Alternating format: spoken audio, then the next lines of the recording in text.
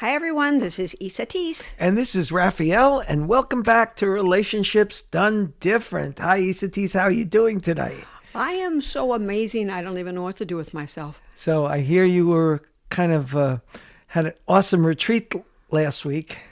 It was really, really amazing. It was off the charts. We did 5 days, and the transformation that occurred for the people was so heartwarming. Everyone was very authentic, and they allowed themselves to just let go of literally lifetimes worth of old stuff, stuck energy. And one person said they were seen in Technicolor when they were done with the retreat. So it was very awesome. And that's not typical, seeing in color? No, when you see in Technicolor, then you are seeing at a whole new level. That's a very significant sign that you're at a very high vibration and a very connected place. Cool. All right. Well, today we have a very interesting subject. Our subject today is what to do after divorce, the big D word. So what to do after divorce, I hope that people are listening to this even if they have been divorced for a while, because it's important to recognize that when your life starts all over, your life starts all over. That was profound, huh? Hey, just hang on. We're going to have some more of these profundities. Now, it really does. Divorce is an interesting thing. It's, first of all, one of the three biggest stresses that a person goes through. So that tells you right away, with the amount of divorce that there is a tremendous amount of stress on the planet. The first thing to do is to be aware that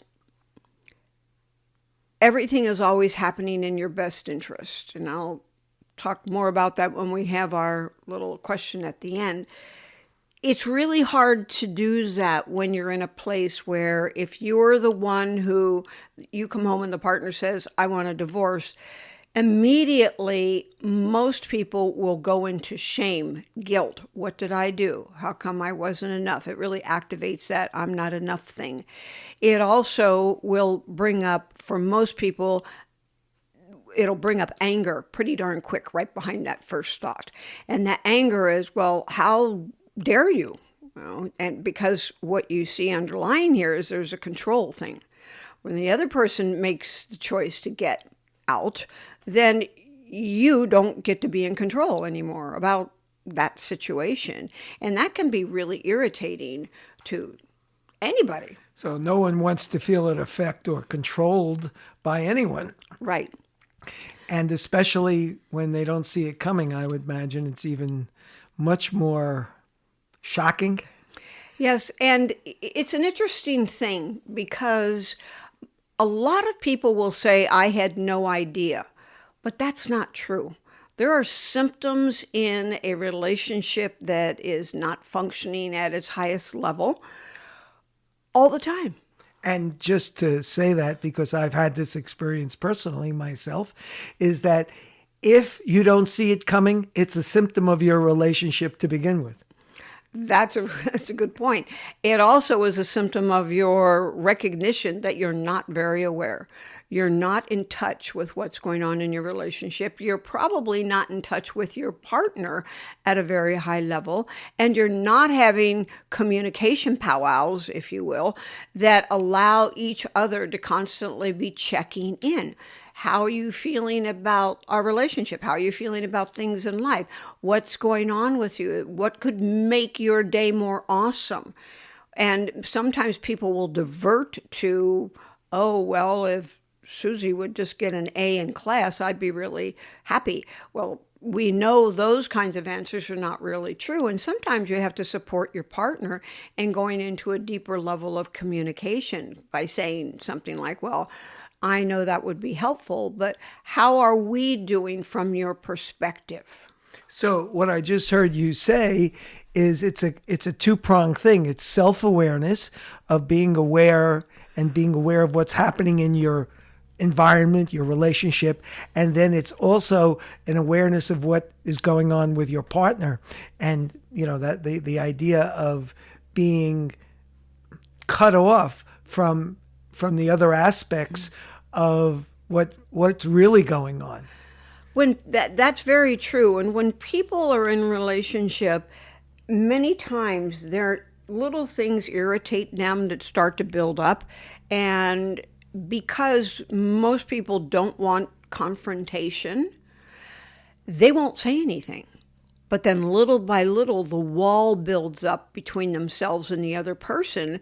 And all of a sudden, the person who's been building the wall little by little and not communicating it, then just has a meltdown and we're all done. And then it's over and the other person goes, well, what are you talking about? And there are things that are symptoms of people not telling the truth. You might notice that your partner is feeling a little distant or is not asking you things about your work or your day or your moment or the kids or depending upon what your life is like. Or not caring, not even caring. Well, if they don't ask, they're probably not caring. And if they do ask, then they can, this happens a lot. This happens in pretty much every relationship where somebody will ask a question, and they have no true interest in knowing what the answer is. They will turn away, they walk away, they look away, they start reading the paper or whatever it is, their phone, whatever it is around. So it's almost like the required courtesy. They're going through the motions. And nothing is, there's no level of presence there. There's no real, I'm with you and I sincerely care about what went on with your situation or your day. Okay, I want to bring us back because we could do like 10 shows on this subject. But the topic today is what you started is what do we do after divorce? And the first thing you were saying is realizing the macro picture of it. So you want to continue that because we somehow got off the topic. Well, we really didn't get off the topic because if you are divorced or in the midst of getting the divorce, then one of the most powerful things you can do is to have some retrospection. Really look at what the relationship was like and notice the things that you didn't notice then. What kind of signals, what kinds of signs were happening? The reason that this is important is because you want to learn how to be more present, more aware, and a better communicator in your next relationship or the relationship with your boss or your employees or your children or wherever, because this whole communication thing is a really, really big thing. And when you're in the heightened trauma, for lack of a better term, or upset over a divorce, you actually can go back because most of the time people are replaying in their mind over and over again all the different kinds of things that occurred. And so when you take the time to do a little retro look, then you will be able to see that if you're the one who is leaving or left, then you know that there were things that were going on with you and maybe you didn't communicate them.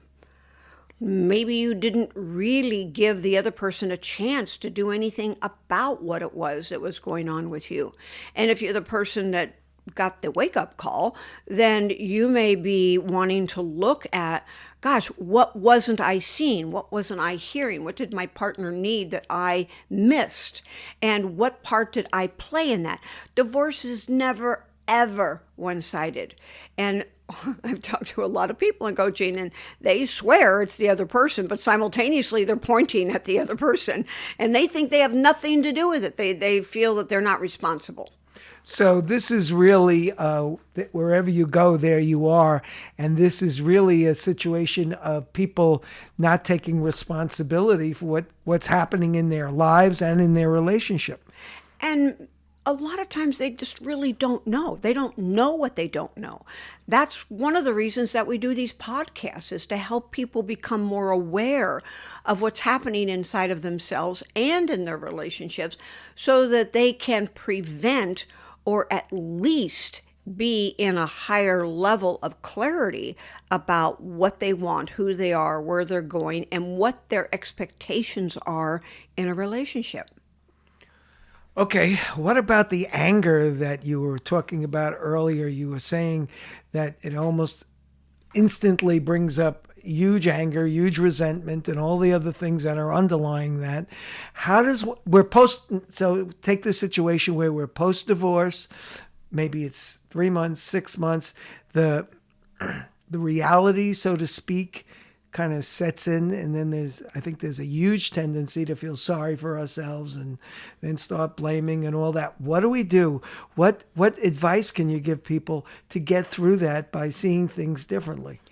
Well, one of the things that's I gave you a hint there by seeing things differently. Cute. Okay. So one of the things that's really important is to give up this victimization. Once you really get that you are responsible for your life and how your life unfolds, and most importantly, how you perceive your life, then you feel empowered. And that means that if you get angry, for example, when somebody does anything for that matter, especially like in divorces we're speaking about today, it's always always one of the factors is that I'm not in control. Humans are control oriented. They feel because they're in so much fear that they have to control pretty much everything. And based on that, when they have something kind of smacked in their face, then they're not in control. And the control is always based on the underlying fear and what doesn't may necessarily be conscious, but the person who's getting the information is thinking, oh my gosh, what am I going to do now? This is going to cost me a fortune, or how am I going to make money, or what's going to happen with the kids, and where our dog's going to go, and all these things go through that are pretty inconvenient for a person and terrifying for most. I was just going to say it's darn right scary because our perceived foundation, which really is illusory because it was never really there, is seemingly gone. Exactly. So let me give you some practical things about when you... Okay, you want to hold that for 1 second? We have to take a quick break, and when we come back, let's get some practical advice, okay? Okay. All right, so we'll be right back. Just give us a minute. And you said you had some practical advice, some practical solutions. So let's try to put this in, I don't know whether it's systematic or not, but the first thing that you do is literally breathe. When you get the information, or if you're post-divorce by a period of time and you recognize that you've been going through a lot, the most powerful thing you can do is get very grounded and very present in your life. And breathing is one of the best ways to do that. You've heard me say this before. If you've listened to other podcasts, breathe in through your nose very slowly to the count of 5. Hold it at the top of your head or in between your eyebrows for the count of 5. And then exhale slowly to the count of 5 and repeat that cycle 5 times. It's called the cycle of 5 breathing. When you do that, the first thing that occurs, especially if you put your focus only on the breath, is that your body will start to calm down and the hormones and the adrenaline and all those things will start to become very, very minimal, and that will help you think more clearly. Usually, I know, having been through divorce a couple of times, that... we won't go there. What I noticed is that I would leave my body. I mean, I'd be driving down the road and I wouldn't hardly know where I was or where I was going. It was really an interesting experience. Even if I was the one who wanted out, it's just traumatic to have somebody leave your life that you've been connected to. Although I will admit that there are many times exceptions to that. If somebody has been abusive to you in any way, shape, or form, it may be your holiday. And for other people, it's not so much. Is it realistic for somebody who's been in trauma and is in trauma because of all this to do this themselves just by breathing? Do they need external help? Do they need a buddy? Do they need someone who can help them center? What about that kind of support? Well, that was only number one I was giving. With the Okay, breathing. sorry. Okay. That's okay. So another thing that is important is to not ruminate over the past. Oh my God, she was so wonderful here. Oh my God, he was so terrific about that. Or what many people do is, well, I'm really glad to have that little witch out of my life or whatever. And we come up with whichever extreme that we want to try to either to make ourselves feel better or make ourselves feel worse. No matter what we do, we don't feel good. The bottom line is that we don't. So the important thing is to take your focus off of what has occurred, and what that means is just be present in your body and notice how your body's feeling. And for many people, keeping themselves with not a real empty schedule at first is pretty important. So having friends that you can be with and perhaps talk to if they can be supportive. If somebody's just going to take you into a really negative place, that's not suggested. And if you've got somewhere to go and things to do that will support you and not being alone and going right down the tubes, that is really, really helpful because most people will go through a pretty deep depression when they get divorced, unless they have a lot of self-awareness. If you have a lot of self-awareness, you can help yourself through a divorce by certain tools, and certainly the things that you've been listening to. Hopefully this is, something that you do regularly, listen to these podcasts. These podcasts will give you many, many things to do. But joining a meetup group or going, finding people to go dancing with and all these other things to help support you in moving through the time frame that frequently needs to happen for people to let go. And the other thing that's really important is when maybe you go out dancing or you go do something, if you can even bring yourself to do that, because many times we just don't feel like it. Then when you're in the throes of that intense feeling, and it might be tears or whatever it may be, then feel that feeling in your body as profoundly as you can.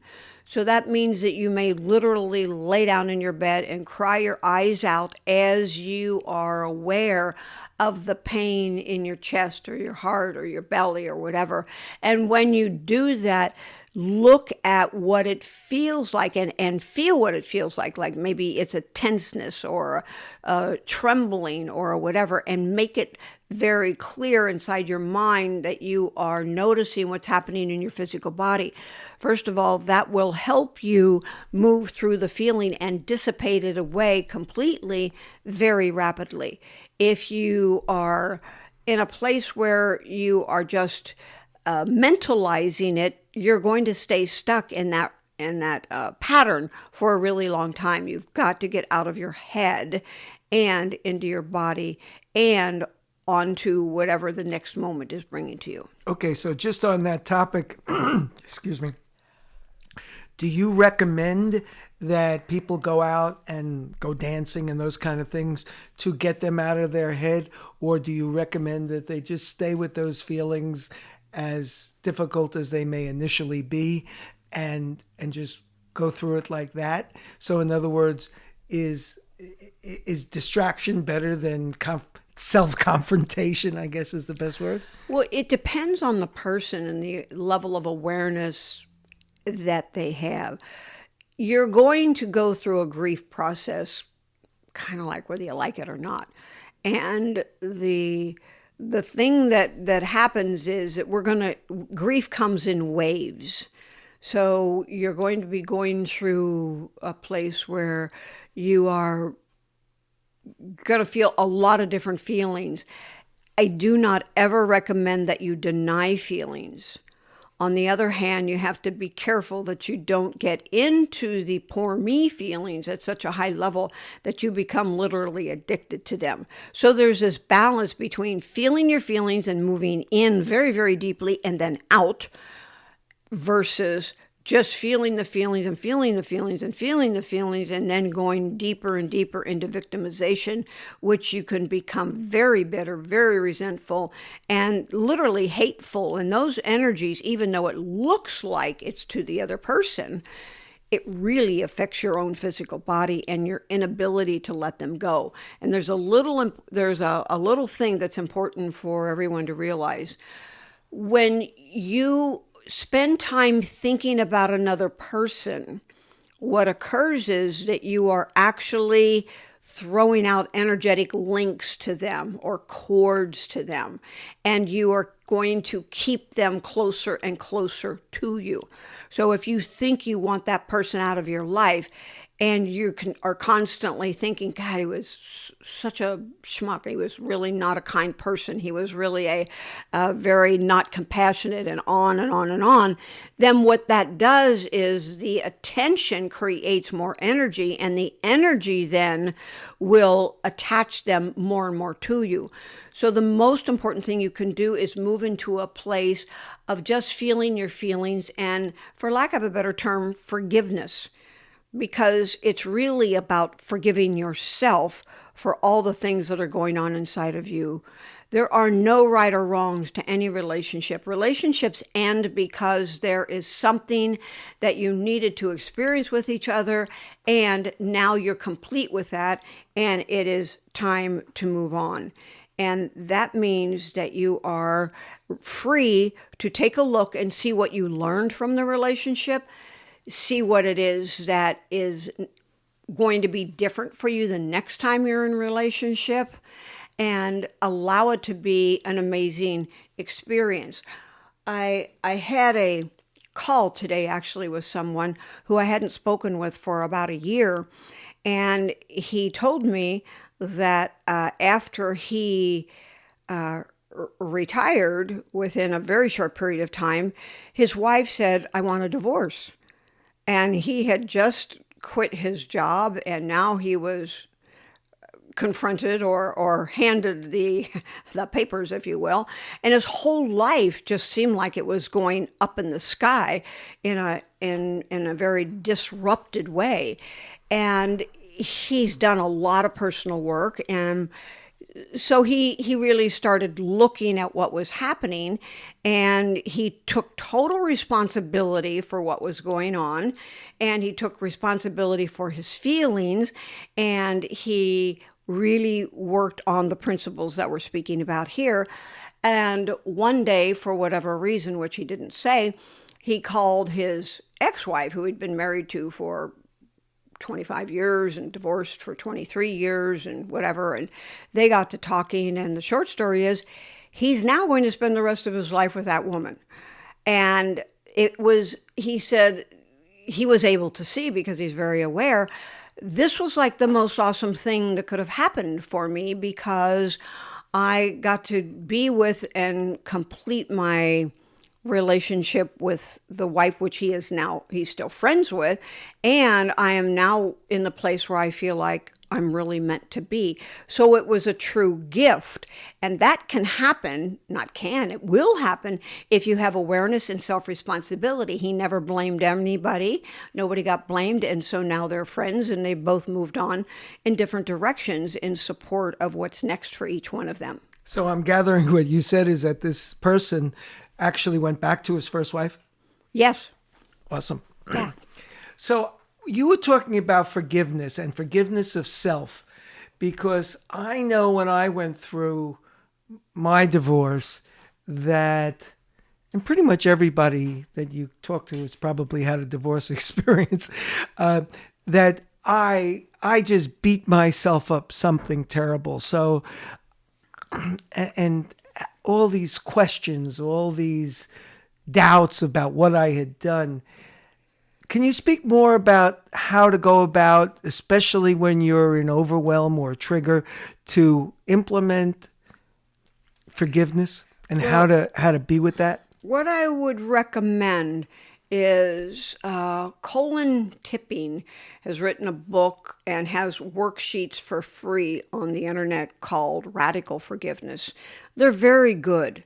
And I would go through the radical forgiveness process more than once probably, and really look at what's going on because it will help bring you back to yourself and help you look at what you're holding on to. When we're not a victim, there is no blame. When we're not a victim, there's really no forgiveness necessary because nobody did anything wrong. Life happens. Life just happens. And your mastery is to decide how you want to be with what happens. And when you eliminate victimization and blame from your life, what you see is the universe is conspiring to support you. And we don't see it usually at that time. But when I look back on my relationships, I can see that everyone taught me and led me and evolved me to another whole level. Did I take myself with me? Yes, I did. Each time I was with another person, even if I never got married and I was just in a relationship with him, I learned more about myself. I learned more about the human condition. I learned more about how I be in my life every day and what that meant in regard to my relationship. So it always comes back to ourselves. Would you, I'm just thinking post-divorce, would you recommend someone seek out a support group or, for example, when I was doing it, I was in a group for non-custodial male parents. Do you recommend that as a way of getting yourself reoriented? And back then, I was not anywhere near as aware as I am today. That's for sure. I don't know how I would have gotten through it otherwise. But what is your feeling about that? It totally depends upon the focus, the energy, the vibration, the philosophy of a group, any group, including any counselor. If you go to a counselor, if you are not dealing with somebody who will bring you back to your own empowerment, then I don't think it's necessarily going to be the most uplifting, powerful thing for you. It's an experience, so it'll be all right. But I do not feel that it's going to bring you the results that you're really looking for.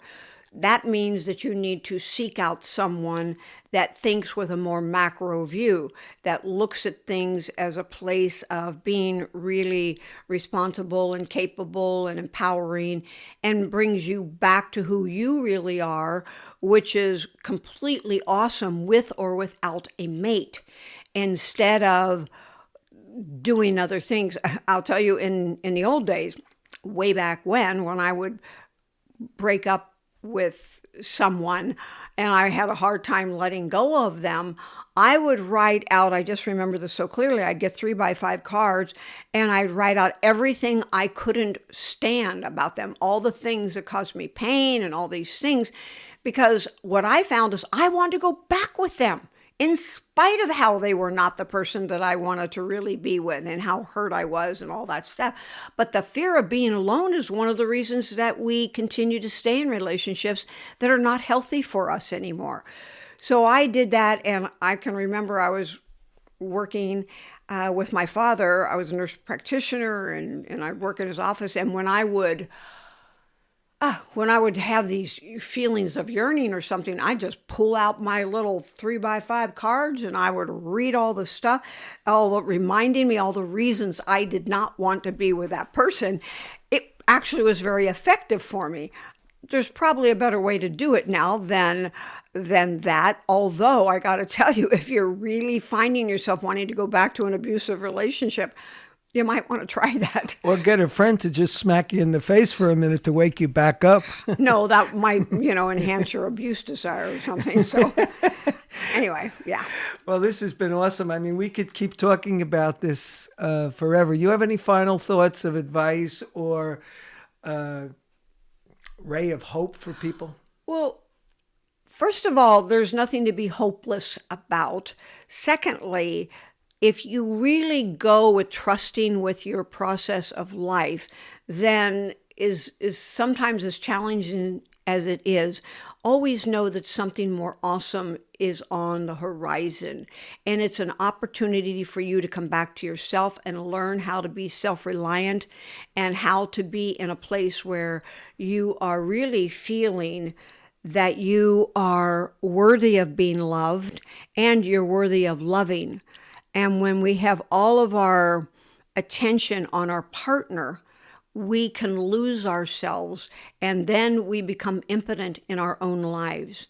So it's very important that you stay within yourself and with your own sense of wellness and strength, because from there, then of course you'll feel the feelings of grief and whatever else it is that you feel, but you are going to know on some level that this is a great thing for you. And even when you are crying, you will have that awareness going on. And that's very, very powerful, because if you can stay with what is, you will move through this much more quickly.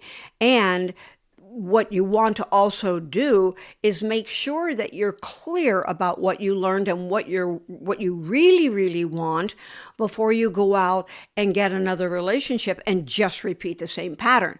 Because if you didn't clean up your own issues, if you will, then they're going to go with you into the next relationship, or you will attract someone in your next relationship that will give you an opportunity to see that again. That's why people that marry the same kind of person over and over again, because it's the universe's way of saying, well, excuse me, I think you forgot about this. Let's get this cleaned up. And from there, we get to have another person to shine that light on us. That is such good advice. And just as a reminder, very early on in our podcast, we did a podcast and the title was something like, "Why do I want to be in a relationship to begin with?" And I think that after one goes through the experience that we're just talking about, this divorce experience, that would be a really, really, really good thing to listen to really find out what it is you really want afterwards, and to make sure you keep self as your primary what is that? Your primary primary focus and importance, so you don't lose yourself. It's very true. And remember, if you're going through something like this, I can't even tell you how many people I have supported in getting clear about whether to stay or whether to go, and how to deal with the loss of someone, even if it was you who wanted the separation or the divorce. It's just something that I can really support you in, and especially when you are hurting and you want to go off the deep end, so to speak. You may want to go wild, or you may want to be rageful, or you may want to whatever. Believe me, I've done it all, so I know how to handle that. And I was just thinking, when we experience this all of the things in divorce, what we're bringing in is all of the programs, all of the experiences we've had in our life, which they become like an entangled mess of a matrix that sometimes is seemingly very challenging to parse out. So we have to realize that we're going through many, many years of old experiences and all these, and beliefs and our parents and all that stuff is all intertwined with this. So basically give yourself a break and just love on yourself. Yes. No blame on you, no blame on them. No guilt on you, no guilt on them. And like you say, life is just happening. It is. And when you say that, just duck if someone doesn't agree with you. Excuse me? Just duck if someone doesn't agree with you. Yeah, well, they cannot agree with me, and that's okay. Oh, this is awesome. That is great conversation, E. Thanks. And it's interesting. We're going to move to the next section of our program, which is Ask E. And we have a question from, what's her name? Let's see. It's from Marissa from San Antonio, Texas, who heard our podcast from last week about cheating. And this is her question. Have I ever heard, I'm quoting, have I ever had the urge to cheat? Yes. My husband does not communicate with me and I don't feel like he even cares about me.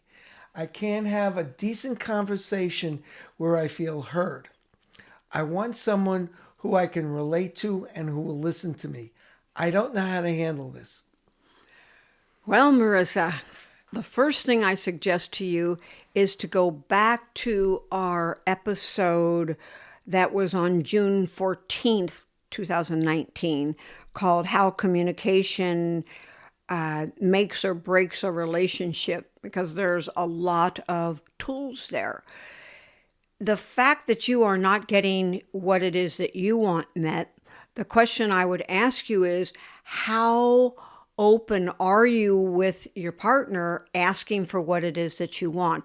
Do you say, it's really important to me that you sit down and actually speak to me?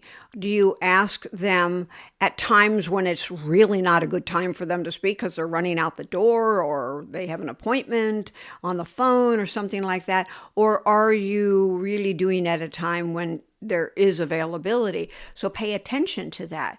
And you can start by letting your heart soften and be a little more open-minded and compassionate by saying, if you may be a little bit beyond the ability to be able to do this, but that ideal would be to sit down and say, honey, really, I love you, and I feel like we're just like really far apart. I don't feel like we're connecting in a way that at least I'm feeling particularly good about, and I don't know how you feel about that, but I'd like more. And one of the things, Marissa, that you probably know this, is that when women don't, and this is for everybody to listen to, when you do not get your emotional needs met, and you're a woman, you do not feel like having sex 99% of the time. So men that want sex have got to realize that the foreplay, if you will, is not right before being in bed or in bed. It's about having a relationship that is relatable, a relationship that is kind, that is compassionate, that is open-minded and open-hearted. And safe. And yes, because that creates safety. And a woman does not want to expose herself, literally or figuratively, if she doesn't feel safe. The truth is, men don't either, but they have a more, and I don't want this to sound negative, but it's like a base, more animalistic thing about sex. Some of the men these days, that's not the case because they're more balanced with male and female.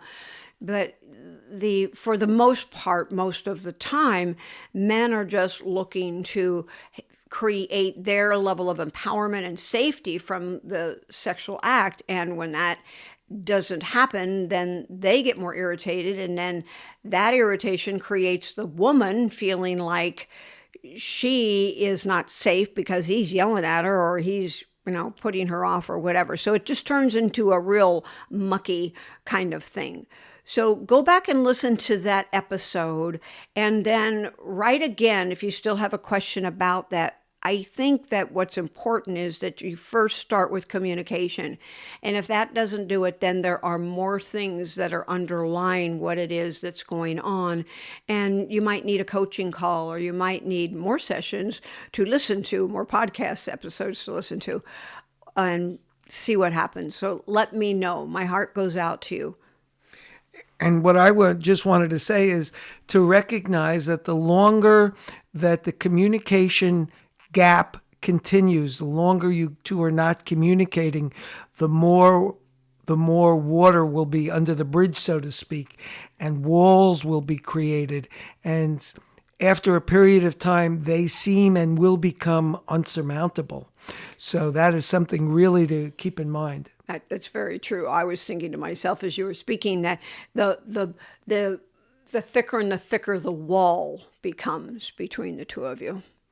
And then at some point, it's like, I don't even care anymore. Because what happens is one part, like if you're not feeling heard or whatever, and that wall is there, you're just going to feel worthless, and you'll start taking on your own stuff, and pretty soon it'll snowball into something that is really very difficult to recover from. That's very true. Well, okay. We hope we have helped you, Marissa. And if there's anything more we can do, please give us another question, and that relates to anyone who's having or in the process of divorce. And who would like some support, please write to us. Ask us your questions. It's a very complicated, very complex situation with tons and tons of emotions running around.